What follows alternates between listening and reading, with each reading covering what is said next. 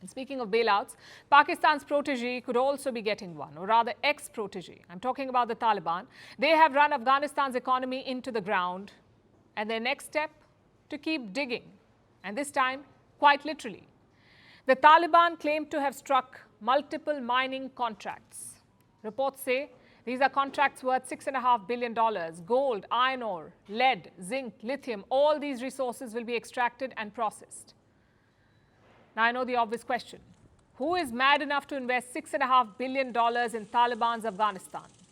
That's around half of their GDP, half of Kabul's GDP, $6.5 billion.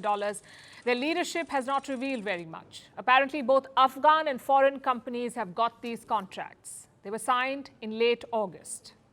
But which companies? That the Taliban won't say. And frankly, it's a bit suspicious. Because mining requires technology, skill and experience, and Afghan companies honestly lack that. Which is why the focus is on foreign companies, especially those from China. Let's rewind to August 2021. The United States pulled out of Afghanistan. The Taliban took power. But capturing power is one thing. Staying on is quite another. That's the tough part. So the new rulers of Kabul wanted a godfather, someone with political and economic clout. Enter China. Since 2021, Beijing has announced multiple projects in Afghanistan: copper mines, lithium extraction, roads and highways, railway projects. All of these are worth billions of dollars. But how many of these projects have taken off? Zero. So what exactly is happening behind the scenes? Let's start with the motives. China needs Afghanistan for its Belt and Road Initiative. You get Afghanistan, you get Central Asia. That's the calculation. China already has a solid base in Pakistan. All they need is a link between Pakistan and Central Asia. Secondly, the country has lots of resources, and that too untapped ones. Reports say it's worth more than $1 trillion. $1 trillion with resources in Afghanistan. The West won't touch it. So China has a free road. Take lithium, for example. A Chinese company called Cosying is exploring Afghanistan's lithium reserves. Their plan is to invest $10 billion. It could create more than 120,000 jobs, and lithium is very important. You need lithium to make car batteries. Guess who dominates this market? China. Around 80% of lithium refining, 77% of cell capacity, and 60% of battery components. That's a huge lead for China, and with Afghanistan, this lead can grow. Finally, there is a political angle too. Eastern Afghanistan is home to Uyghur militants, and right next door is the Chinese province of Xinjiang. So China accuses these Uyghur militants of exporting radicalism, of creating trouble in Xinjiang, which is why they need the Taliban's help to keep these Uyghur militants in check. That is China's wish list. What about the Talibans? What's in it for them? It's pretty straightforward. They're after the investments.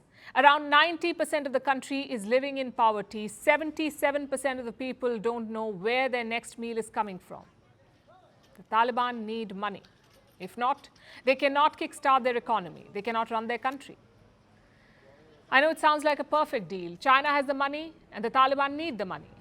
So why haven't these deals been implemented? Because of the security issue. Look at these examples. In 2008, China signed a deal for the Mes Aynak mine. It holds around 12 million tons of copper, but progress is nil. Even after 15 years, the project is yet to take off. Another example is Amu Darya. It's an oil basin in Afghanistan. China promised to invest $7 billion in January this year. And progress? Again, zero. What do these projects tell you? That China is interested, but not in a hurry. Just look at what happened in December last year. Islamic State terrorists attacked a hotel in downtown Kabul. 30 Chinese nationals were staying in that hotel. 5 of them were hurt. And this was not a coincidence. This hotel is a regular haunt for Chinese citizens. So the attack was not random, it was very much planned. And such incidents have made China wary. Afghanistan, as you know, has a reputation. Both the US and the Soviet Union tried to conquer it. Both countries got bogged down. They lost hundreds of soldiers and billions of dollars. China wants to avoid a repeat. So they're playing it slow, one step at a time. Last week, China made one such step. They appointed an ambassador to Afghanistan. No other country has done this, not even Pakistan. So China is basically testing the waters. They've signed the agreements, they've deployed the ambassador. Now it's a waiting game. If Beijing feels the security is adequate, the projects can begin. And what does this mean for the world? It means that China is giving the Taliban a backdoor. Just think about it. All the sanctions, all the global condemnation, all the pressure. And what does China do? Invest billions and rescue the Taliban. That's what they're doing. These investments will not help the ordinary Afghans, though. They will only help the regime. And I'll tell you why. Afghanistan's banking system is virtually non-existent. There are no watchdogs or democratic institutions, plus no transparency. So how do we know if these investments will help Afghans? We don't. But for China, it doesn't seem like a problem. It doesn't matter. Maybe they trust the Taliban. Regional powers like India should also be wary of China's games. Perhaps re-evaluate their approach. We already have one Chinese colony in the form of Pakistan. We cannot afford another one in Afghanistan. Does that mean talking to the Taliban or something else? I'm afraid that's a headache for the government of India.